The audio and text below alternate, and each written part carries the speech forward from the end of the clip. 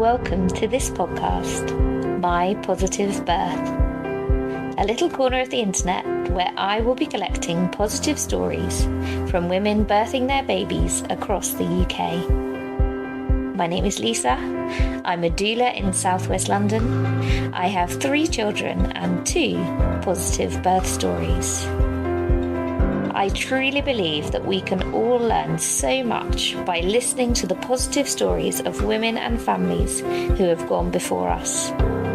What their birth experience was like, what they did, how they felt, how they feel now, a few months or even years later. So come and surround yourself with positive birth stories, told in women's own words. And I hope you'll find a village here to calm you, but also to inspire you and give you confidence in birth.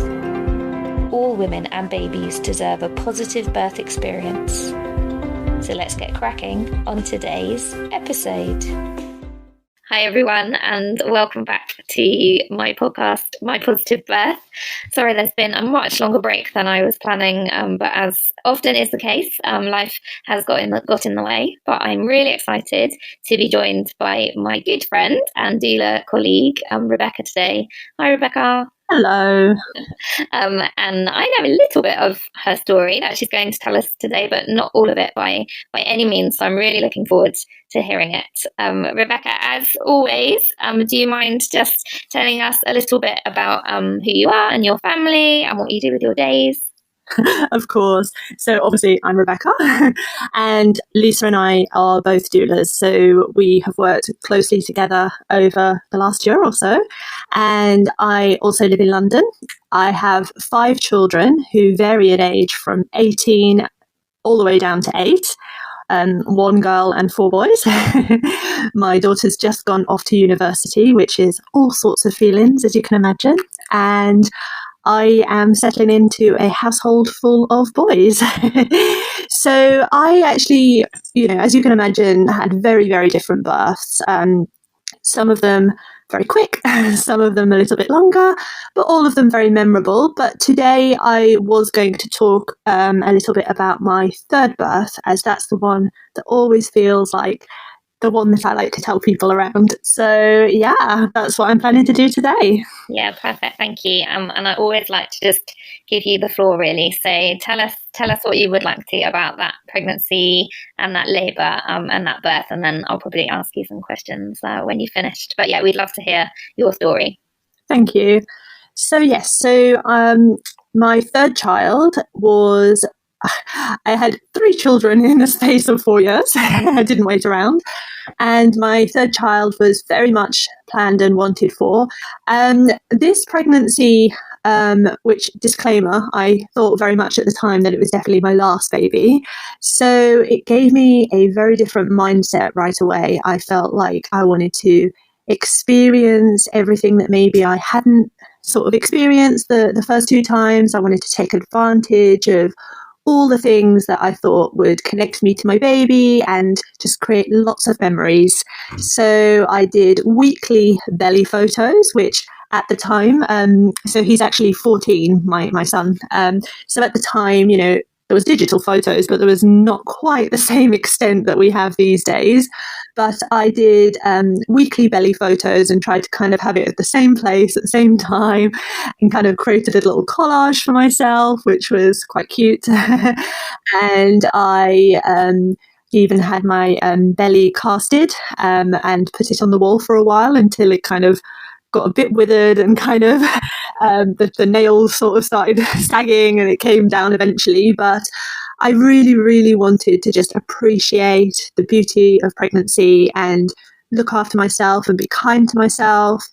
At the time, I was very, very healthy and, I was still relatively young myself. So I sort of took advantage of that and sort of kept pretty active. And, I had at the time sort of quite young, sort of 1 and 2 year old, I think, or potentially getting to 2 and 3 year olds. So, that kept me very busy, but I just really took time to kind of connect with my baby, and my little two were both at nursery at this point. So I used to take sort of time to just sit there and like talk to my bump and sort of even sing. And anyone who knows me, I'm not a very good singer, but that connection with your baby and kind of already building that bond. And he really would respond to me as well. My tummy would move in certain ways if I sang badly, probably certain songs, and it was just really, really lovely. And it put me in such a positive mindset right from the get-go. And anytime anyone suggested maybe some information that wasn't for me, I was just really kind of in the mindset of, that's great and that's lovely that it worked for you, but I'm going to do things my way. And from quite early on, I decided that I wanted a home birth. And I have experienced what we call sort of back labour, I guess, and it tends to be sort of the babies aren't quite facing the way that they should be, but I've had that with every single one of mine, even though with my last two I really, really tried to kind of turn around and do all the bits and pieces. My babies just for some reason seem to like turning with their backs towards my back. And what that kind of means for me personally is I feel a little bit of that pressure, on my lower back. So I was already aware of that. And towards the end of the pregnancy, I started kind of having a bit of massage and even sort of trying to find natural ways to sort of boost my my tolerance, I guess, of that pressure and pain, because I knew that it was just something that my body did. So I was expecting it, and yes, it did come, but I just felt so much more prepared for it and didn't feel like I needed to, take any medication or anything like that. I just used methods that I had already kind of researched, and they worked really well. And for myself, I kind of knew as well that most likely I would have what I call myself back labour. Interestingly, my mother and my grandmother both had it as well, so I'm not sure if there's some sort of personal family connection. But for me, it definitely seems to be the case that I birth my babies in that way. So I really, really wanted to be at home this time, and obviously I had two very young kids still at home, and it just really made sense for me. And I was exploring the idea of having a birth pool, but unfortunately, I kind of listened to perhaps not the best advice that told me that I couldn't really have one in a flat, or as some people would call it, an apartment, because it might fall through the ceiling of the person below me. Oh, they love that. It never happened ever in the world, ever. I know. So that was obviously disheartening, because I really did feel that water would help me. And now knowing what I do as a doula, it really, really can be helpful, especially if you do have pressure on your lower back. But I, understandably so, just said, oh, okay, that's fine. That's not for me. I had I had a relatively healthy pregnancy, but there was a few things where, investigation was sort of taken place. So I had quite a lot of amniotic fluid towards the end, and they were concerned that the baby might have too much fluid. So I went to have a scan a few weeks later, and actually everything was absolutely fine and there was no issues whatsoever. It was potentially the measurements were just a little bit not quite right when the midwife, because it was a palpitation, so the midwife was feeling with her hands and felt like there was quite a lot of fluid around the baby, but it turns out that wasn't the case. But that did, slightly unnerve me, because I thought, oh no, my home birth is not going to happen. But luckily that was all fine. And I'm going to actually tell you quite an interesting spin on my story, which actually ended up being the best decision I ever made, and resulted in actually not having a home birth, but having the most amazing birth anyway. So I went into labour on my due date, which very rarely happens. Well, anomaly. I know. And my first two babies were born at 38 weeks. So I was like, from 38 weeks onwards, I was like, where is this baby? And, very common for us to do, but as we know, babies will come when they're ready. And on my due date, I was so sure that this little boy was not going to come that I asked my husband to still go to work, and everything was absolutely fine. And about an hour before I was due to do the nursery pickup, I started having some tightenings, and I was like, here we are. So I kind of, was very prepared and had a lot of trust in my body. So I kind of did let my husband know. I rang him and sort of said, hey, I think things might be happening, to which he had a mad panic. But I was just very calm and said, no rush at all, absolutely fine, just get here when you can. And I called my mother, who was going to be looking after the two babies, or toddlers, I guess, and she also had a mad panic. But I was just so calm. I was just really trusting in my body and its ability, and I knew from my last birth that I could do this, and everything was going to just work out. So I ended up walking and getting my kids from the nursery whilst sort of having these tightenings, and they actually quite rapidly came on, but I felt very much in control and absolutely fine to carry on with the plan to sort of drop them to my mother.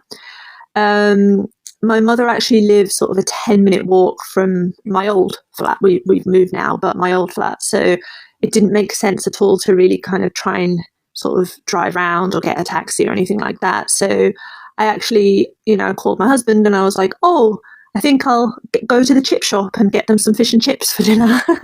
That's how chilled I was. And I took them to our local fish and chip shop, and I sort of was just swaying side to side and just pretty, okay with the whole thing. But the poor lady behind the counter clearly saw what was happening and said, "You okay there?" And I said, "Yeah, I'm fine. I'm just in labour." Oh my goodness, her face. She went wide-eyed and sort of quickly throwing chips everywhere, trying to get them in the bag. Did she give you free chips? No, she didn't. It's a shame. She did kind of give me the quickest serving of fish and chips I think I've ever had. And I really take from this the fact that, the presence of a labouring person, kind of was just so frightening, which was, at the time, I didn't even think about it, but, the environment around me potentially, obviously, could have had the potential to be quite stressful, but I just was in a zone and I just didn't find it stressful at all. And I was just absolutely confident that it didn't really matter if everyone else around me was sort of running around panicking. It was all about me and this baby. So I got my fish and chips and walked the kids round, and the sort of walk was doing wonders for progressing things for me. And I dropped them off to my mother, and the plan was to sort of go back home and get everything set up. But then I started to feel pressure a little bit sooner than I thought I was going to, and kind of a little bit more intensity. And just out of nowhere, I made the snap decision. I don't want to go home. I want a pool. And my husband at the time kind of looked at me and said, "I don't think we're allowed to do that." We've told them you're going to have the baby at home, so you have to. And I was like, yeah, I see what you're saying, but just not going to. So I gave him the task of calling our community midwife, and luckily we had her mobile number, and he called her, and she wasn't best pleased, unfortunately. She said, but all of the gas and air and everything's there, and and again I was just like, yeah, you can pick it up in a few days. I was just I knew, my body was telling me, my mind was telling me, look, this is what you want, it'll all just work out. So we grabbed a taxi and we headed straight to the birthing centre. And luckily I had when I'd done my birth preferences, I had my first preference, and then I had already done a preference for birth centre. And for anybody who's not quite sure of the difference, it's pretty good to research sort of birth centre, labour ward. There's lots of different places that you can have your baby. But the birth centre aims to be a little bit more sort of holistic, I guess, and potentially trying to make it a bit more homely. So you might find that the environment suits you a little bit better with sort of lighting and the access to sort of birth pools and things like that. And I knew that if I didn't have a home birth, my second preference was definitely to have water, make use of water. And I did have, unfortunately, people around me who did not think that was a good idea. There was a lot of misunderstanding, I think, about birth pools. I mean, you know, it was 14 years ago and things have actually progressed a lot since then. But the hospital I gave birth in, the actual birth center had literally opened 2 weeks previous to me. Wow. Yeah.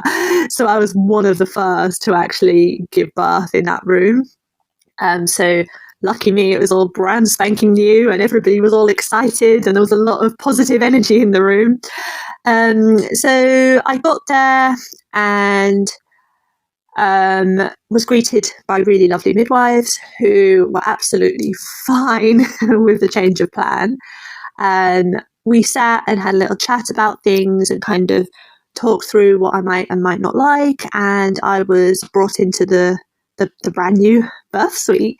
And it was just so amazing. Like, as soon as I got in the room, I was just absolutely relaxed and the lighting was dimmed and there was just some very gentle sort of lighting kind of flickering in the background. And they asked if I wanted any music playing. And I said, I hadn't really thought of that. So they put the radio on. And I will tell you a funny story about that later on.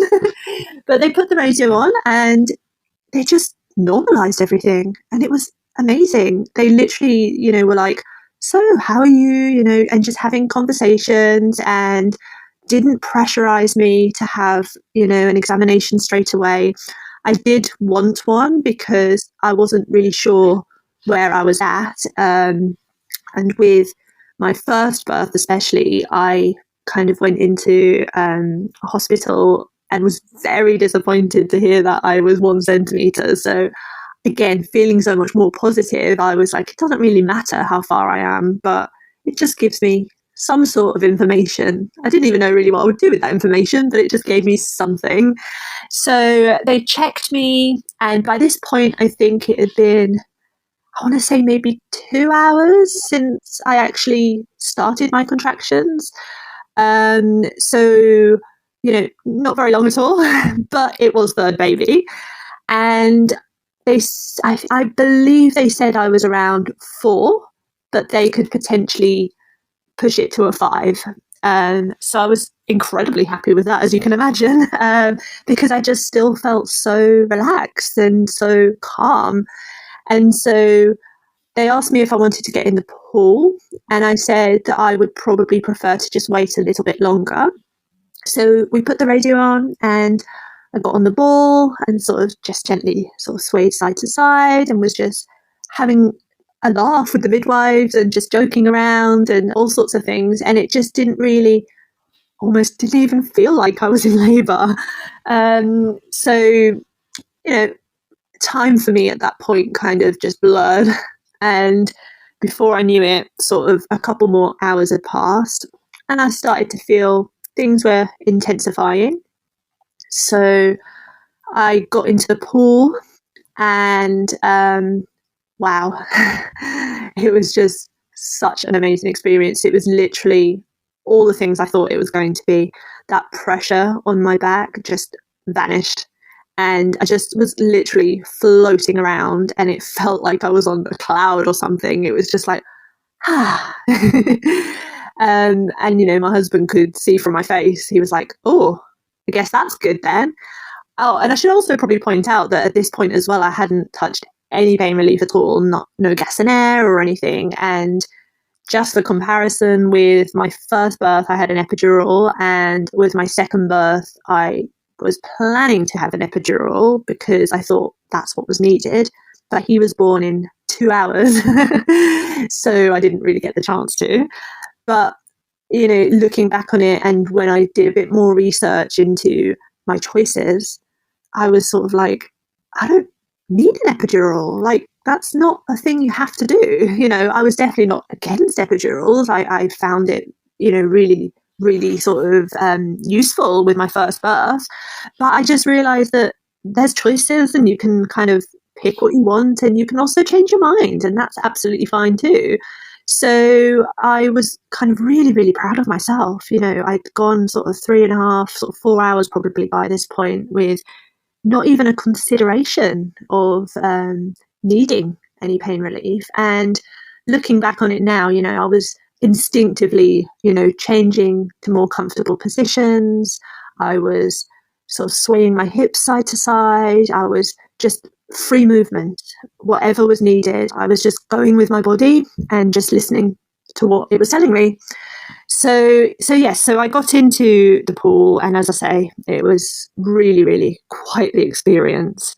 And the radio came on, and at the time there was a song by Lily Allen. I don't know if anyone even remembers Lily Allen. I can't even really, to be honest, remember which song it was, but there was a song out by Lily Allen, and I just remember being so euphoric that I actually stood up in the pool and just started dancing. And anyone who knows me well knows that I'm not a dancer, and I don't tend to do things in front of people. I'm quite shy, actually, believe it or not. But it was just pure bliss, you know, pure happiness, and just almost just celebrating and just being amazed and just happy. And the environment just made such a big difference to me. You know, I had 2 previous births with, you know, bright lights, all the stress, and this was just something else, you know. So I was dancing around and even trying to remember the words and having a little sing-song. And that went on for a little while. A few times during the labour, the midwife actually said to me that my bag of waters were bulging, and if I wanted to, she could break them for me. But I declined it because I just felt like that would take away some of the element of the natural birth that I was hoping for. And after the baby was born, she said to me, "Oh, if I'd have broken your waters, he would have been here within half an hour." And I actually remember thinking to myself, I'm kind of glad that didn't happen, because he came when he was meant to. And then I felt again the pressure change, and it felt like things were shifting, and that the baby was actually shifting into a better position for me. It was almost like I was feeling him twist and turn around, you know, to get himself into that much better place. And I just was instinctively just sat back down in the pool, and the warmth hit me again, and it was lovely. And out of nowhere, I suddenly had a feeling of overwhelm. That's I guess all I could describe it as, and a surge of sort of, I guess, intensity. And I heard myself suddenly say, "I can't do this. I really can't do this." And my husband sort of looked up at me confused, because he was like, "Well, you are doing this. You're like, you know, rocking this. You're amazing." And I went, no, this is too much. You know, this is too much. I want an epidural. And I think no one was more shocked than him. And we were actually alone in the room at this point, because I think the midwife had kind of seen how happy I was and kind of, you know, swaying around, and probably assumed that we were quite a way away by this point, because she'd said that after my first examination, they were going to be sort of every 4 hours, and we hadn't quite reached that yet. So we had no context, you know, we were just sort of going with the flow. And so she was out of the room, and yeah, my husband was like, what? I said, "I need an epidural now. You need to go and get the midwife, because I need an epidural right now." And he was like, "But you said you wanted a natural birth." I was not impressed, let's just say, with that. And I kind of remember grabbing him by his shirt and saying, "Get me that midwife right now." And so he left, and I said, please hurry up. You know, I really can't do this anymore. And he must have been gone for less than a minute. And he came back in with the midwife sort of rushing behind him. And I said, "I need to push." And so knowing what I know now, I'm laughing at it because I know it's a clear-cut case of transition and my body kind of just feeling a little bit of a surge of adrenaline and giving me that power I needed to push my baby out. But for some of us, it can feel quite too much too soon, and you start to doubt yourself and think, oh, maybe I can't do this. And, if anyone feels themselves kind of doing that towards the end, then that's most likely the reason for it. But the look of relief on everybody's face when I said I needed to push. And the midwife was, very lovely and said, yep, this is absolutely, what it should be like. But she said, however, it's actually almost time for your next examination. And I just really feel like we probably need to check you to see what's happening. And I was like, what? No, I really want to give birth in the pool. And she was like, you can absolutely. But if we just kind of get you just over there onto the bed, we'll just do a quick check, make sure you're ready to push. And then you can get back in that pool. And this is the only part of my story where I kind of, if I could have done it better, hindsight, I would have just said, no, I'm absolutely fine here. But I complied, and I got out of the pool, which was not an easy thing to do when you're feeling that way. And I stood up and knew within a few seconds that baby was not going to wait for me to go over to the other side of the room and be examined. So I said, this baby's coming now. And she did say, do you want to get back in the pool? And I said, I don't think I'm going to be able to. So I literally got down on the floor and got down on my hands and knees, and literally seconds later, he was out. He was born very quick, and he was born with his hand pressed up against his cheek, which was an interesting experience. And yeah, I was still really, really happy because I was able to actually bring him up from under and sort of bring him up in and carry him up to my chest. So I was guided a little bit by the midwife, but I kind of did it myself, and you don't realize how slippy those babies are. But yeah, so, in hindsight, obviously it would have been lovely to give birth in the pool, but I still feel very positive about it because I did it. I listened to my body. I was in a really good position to have him, and I was able to be in control of that part. And it was pure fetal ejection reflex, and he just came out. There was no bearing down or, no guidance needed or anything. It's just there he was, and it was very lovely.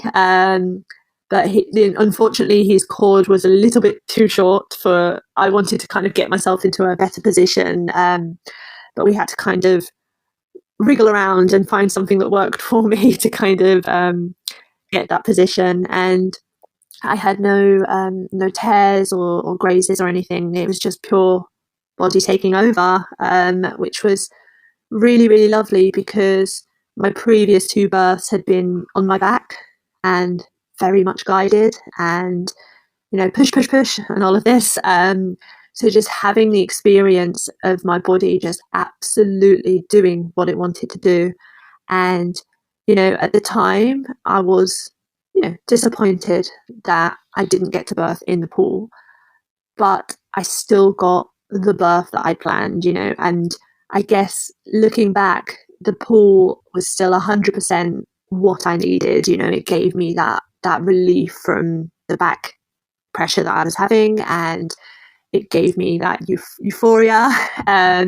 So I still very, very much feel like it was an amazing experience and feel like, it couldn't have gone better for me, to be honest. I don't really have any regrets about, listening because I didn't have any other information to go by. So I did the best with the information I had, and I birthed the placenta with no oxytocin injection, which I had with my previous births. And that just felt another step in the ability of my body to do its own thing. Amazing because he latched straight onto the breast and I just sobbed, sobbed tears of joy. Yeah, thank you. It's I guess listening to you, I think you touched on it yourself, but I'm really struck kind of the power of telling these stories, both, just to try and correct the narrative a bit that birth can't be straightforward and that women's bodies are not just capable of birthing exactly as you said, but also to raise these kind of awareness levels, because as we were chatting before we did the podcast, weren't we, that this is about positive birth. It's not about perfect birth, and there is obviously no such thing as a perfect birth, but obviously looking back now, both with the not being able to have the ball in the flat and with kind of being asked to get out the pool right at that point when you knew, everything about you knew that your baby was coming. Obviously, that's another real motivation of this podcast, is just to raise those awareness levels of the choices that we have, and just to try and increase that sense that we are the ones completely in control of the birth process, because it's not what the system presents to us at all. And I think I would feel exactly like you, that I wouldn't have any regrets, because you had an amazing birth, but I know that both me and you are very motivated that people do have more information than us, and that's why we do what we do, and why we like to tell our stories too. So it's really interesting to just pick out those couple points that you actually deserved to be supported better, didn't you, at those 2 points. Yeah, I totally agree, Lisa. I think sometimes we do feel like we have to comply completely to things, and we do always have a choice. And we talk a lot about the brain tool when we do our antenatal education, and sort of weighing up for yourself those benefits and risks of any given thing that you are asked or requested. And it might be that you are absolutely fine with that and it's something that you have no issue towards. But if it doesn't feel right, or if it makes you uncomfortable, then you are absolutely within your power to ask questions, to get more information, to ask what the alternative is, and what happens if you don't want to do this. And, I heard an amazing quote that we can only truly make an informed decision if we have all of the information. And I think that is so true. And I think especially when we are having our babies, we are quite vulnerable, and often we question our ability, or our body's ability, to do things, and it can then mean that we are more accepting of things that might not feel right for us. And you made a really good point, that actually I kind of did know that my body was ready, and I wanted to have that baby in the pool, but because I wasn't maybe given as much information as I could have been, about why I needed to be examined right at that second, I assumed that there may be some medical reason and that it had to be done. So I got out, and obviously never ended up having that examination anyway. So it was a bit of a moot point. But I think, that sort of benefits risk kind of thing, it can go with so many different things in your life. So I think it is a really, really useful tool, and I absolutely adore it. Definitely. I think the other thing that I often think is, 14 years ago, like, we didn't have Instagram and we didn't have podcast. Did we? Maybe I'm very slow to everything, so perhaps we did have those things, but certainly not as widespread as they are now. And just for you and your birth partner actually to be really informed about the power, basically, of saying no if you want to, and that whole thing about the the birth ball in the flat, like, now really anything that you're told that doesn't sit quite right with you, or that's stopping you from doing what you want to do, like, it really isn't difficult to seek out some really good quality information on that. And it's amazing the difference, isn't it? Like 14 years ago, that just wasn't at our fingertips. So I think that's a real blessing now. And certainly, I know I'll put mine and Rebecca's details in the show notes. I know, we absolutely love pointing people in the right direction of information. So if anyone listening has been told something in antenatally and it does feel like a block to your birth plans, then do just get in touch with us, because we love unpicking that kind of thing, don't we? Definitely. And, the key thing is evidence-based information. And if we provide you with those tools for, research and really kind of intelligent information, not just sort of a random Instagram person who's kind of said something. It then gives you that power to sort of, do your own research and look into it and just see what sits right for you. And you may absolutely 100% agree with what's been said to you, and that's absolutely great. We're definitely not saying don't agree to anything, say no. But it's like Lisa said, it's just those things that make you uncomfortable or make you doubt, anything really, because we definitely do need to be happy with the decisions that we make. And even if they are decisions that maybe change the course of our birth, if you feel happy with it, then you're going to feel much more like you have a positive birth story to tell. And I often say this to my own clients, it doesn't actually matter to me what birth you want. I've supported so many births, from cesareans, inductions, completely natural, etc.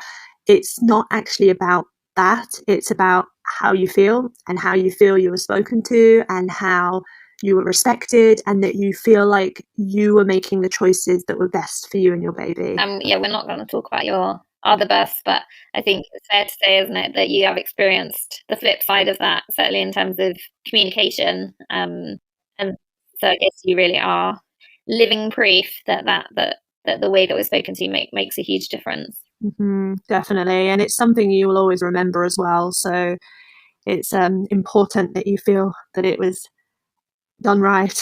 Yeah, I love 14 years ago, but actually you remember it all, don't you? And we don't forget these experiences, which is why it's so important that we kind of put what we can into ensuring that they are positive ones for us, because they stay with us whether they were or not. But yeah, so it's lovely, it's so fresh in your mind. I think the only other thing I just wanted to say on your birth story is, I was reading the other day about people talk about breathing your baby out, and it's kind of pictured as like a very sort of zen, that's kind of how I pictured it until I read this post, and it was saying that if you experience the fetal ejection reflex, then you are obviously breathing your baby out, as in you're not pushing or contributing in any way. But yeah, I don't know about you, but for me that certainly wasn't the sort of zen picture that I have in my mind. Definitely. And I think I wasn't even aware of what was happening. I knew that something was changing, but I could kind of almost feel, my body opening up, but I didn't realize that it was quite as advanced as it was, because it just happened so naturally, as you can imagine. And it was just part of the experience. It wasn't, it didn't feel out of the ordinary or anything. It just kind of merged into the whole birth itself. So it was very quick. And my body obviously knew what it was doing, despite being coached to push the first 2 times. I'm just going to be very cheeky, because I know you well, and I also know that you have very interesting feeding journeys. And did you say at the beginning that you're a lactation consultant? I don't think I did, actually. So yeah, you're obviously also got a huge amount of experience now with breastfeeding and supporting mums with breastfeeding. So perhaps, again, because we're wanting to focus on the positive, and I know that you had a lot of different journeys, but yeah, could you just tell us a little bit about your most positive feeding journey, and kind of what elements made it positive? Yeah, I can actually follow on from this birth, and I said earlier that I had already set myself up mentally for this journey, and just trusted in my body. My first 2 children were actually exclusively formula fed. Disclaimer that I had my first child at 20 years old, so I was rather on the young side. And unfortunately, I wasn't actually really given any education around sort of feeding. So I just kind of went with what I thought was the thing to do. And I went and formula fed, which is absolutely fine. There's nothing wrong with that. But I really, really wanted to try to breastfeed with my 3rd child. And I actually went to a breastfeeding workshop where I was given lots more information. So obviously I was then able to make an informed decision. And honestly, the way that the birth was, and the way that it was so empowering, as I say, the baby just came straight onto my chest, and we were just able to kind of kickstart that journey. And wow, that was just something else, because I always had the doubts in my mind that I wouldn't be able to do it, or it just wasn't for me. And gosh, yes, it was, and I was absolutely able to do this. And I did have, again, some environmental kind of family things that kind of tried to sway me from doing it, but I was very confident that I wanted to. Wasn't always easy at times, as you can imagine, with 3 under 4 years old.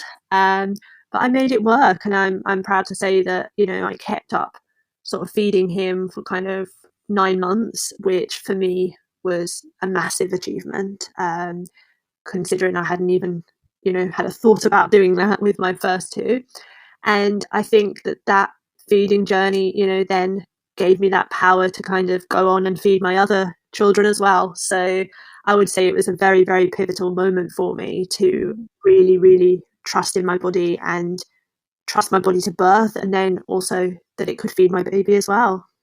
Yeah, amazing. And go on, just whilst you're here, tell us a bit, because like you say, it's very much not a coincidence that the most positive birth story led on to the most positive kind of feeding journey. So just tell us a little bit about what happens in those kind of early interactions between mum and baby, and what happened with you and your baby. So you've got the baby's born, and on your chest, that's kind of where you left it. Yeah, just tell us a little bit about how the physiology of it all works. Of course. So if left undisturbed, and you probably hear of it called the golden hour, that rush of hormones, and that oxytocin from the birth, it really kind of kicks over into creating this bonding experience with your child. And the baby is also pre-wired, sort of hardwired to want to be close to you and want to feed. And so often, if a baby is completely left undisturbed at the breast, they will do something called the breast crawl, which is where they start to sort of literally crawl towards the breast themselves. And you can probably find some videos online about it. It's really amazing to watch, actually. And there's sometimes that kind of pressure to sort of get the baby to feed immediately, or to sort of shove the baby on almost, but that doesn't need to happen. You can absolutely protect your sort of golden hour, that first hour after birth, and just smell your baby, because that will release those lovely hormones as well. And your actual around your breast, the areola secretes a fluid which actually smells like the amniotic fluid in the womb. So everything is perfectly designed, including the nipples darkening, so that the baby has a homing beacon to kind of know where to go. Everything is absolutely perfectly designed for feeding to just happen. And your baby doesn't need to be shoved on or forced. They often just need time, and undisturbed time together to get that bonding experience. They're coming out of this beautiful, calm environment, and sometimes into quite a busy, bright and loud place. And so being able to just hold them close and let them feel your heartbeat and hear your voice, that's home. That's where they feel safe. And that is a really, really good way of initiating that early breastfeeding. Yeah, amazing. Thank you. And had either of your first 2 children, had they latched at the breast at all? No, not So at all. that was the first experience for you. So you're a third time mum. Yeah. But, first time. And did you experience that kind of very instinctive, like the baby really taking the lead in latching on? Yeah, definitely. Unfortunately, we weren't given quite the undisturbed time that maybe we deserved. There was a lot of sort of taking him away and weighing him and that sort of thing. But quite quickly afterwards, we were then left alone to be able to have our cuddles and everything. And he started to sort of root around and look around. And I did have a slight panic of, what do I do? But I didn't actually have to worry, because he just latched on himself. And I was like, oh, okay. And, it can be a bit of a strange experience the first time, because it's not something you have ever sort of known, but it's wonderful, And again, we're talking about not perfect, but positive. So if you feel like things maybe aren't quite how they should be, or you're experiencing any pain or anything like that, then absolutely reach out to somebody, whether it's your midwife or some other healthcare professional, or your local breastfeeding support, because it's really important that you and your baby are happy and comfortable. And the breastfeeding can feel strange, and it can feel kind of like a strong pulling and tugging, but it shouldn't hurt, it shouldn't feel painful. Yeah, and that golden hour is so important, isn't it? Whatever kind of birth you have. So as I say, like, it's really not a coincidence that you had a physiological birth, and then it just makes everything much easier and smoother, because the hormones are all there raring to go, aren't they? But it doesn't mean that if you don't have that kind of birth, that you can't. I listened to a lady called Sarah Buckley, and she sort of talks about filling the oxytocin gap. So if you had a birth where perhaps your natural oxytocin levels weren't boosted as much as they could have been, actually that skin to skin and that golden hour, or hours, like it can be hours, can't it? And breastfeeding are all really important ways to fill that oxytocin gap. That way you just describe it applies to everyone, doesn't it? It doesn't matter what kind of birth you've had.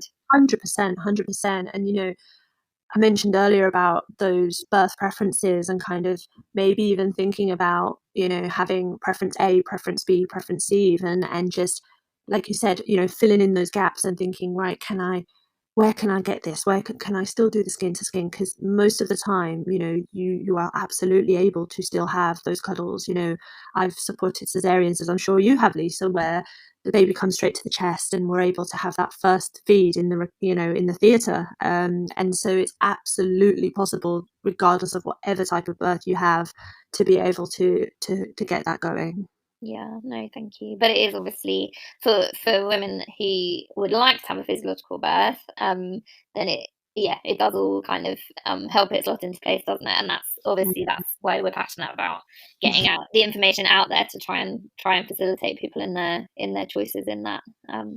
Well, Rebecca, thank you so much. I always ask everyone at the end for just their kind of final words of wisdom to pass down, either to pregnant mums listening or their birth supporters. What's kind of your top tip for someone who might be waiting to have their baby now, listening to this podcast? Yeah, definitely. I think, my top tip really is to know how amazing you are, and remember how amazing you are, because sometimes we do question ourselves and we doubt ourselves. But if you remember that your body is absolutely designed for this and absolutely able to do this, and it's that mindset, and it's just, absolutely fine if you have moments of doubt, but just reaffirming and just remembering that you are amazing. Yeah, thank you so much. And surrounding yourself by people who are going to remind you of that as well, because that's what every person giving birth deserves, that, don't they? Definitely. Thank you so much. And we'll stop recording now. Now we'll probably talk for another 3 hours about birth, because we never stop, do we? But I'm really excited and grateful that you came on the podcast today. So thank you, Rebecca. Thank you. Bye-bye. This podcast does not present itself as medical advice, and neither should it be taken as such. The views represented here are personal to the women telling their stories. Sorry for this slightly patronising disclaimer, but such is the world we live in today. Always seek out the information you need before making your own decisions.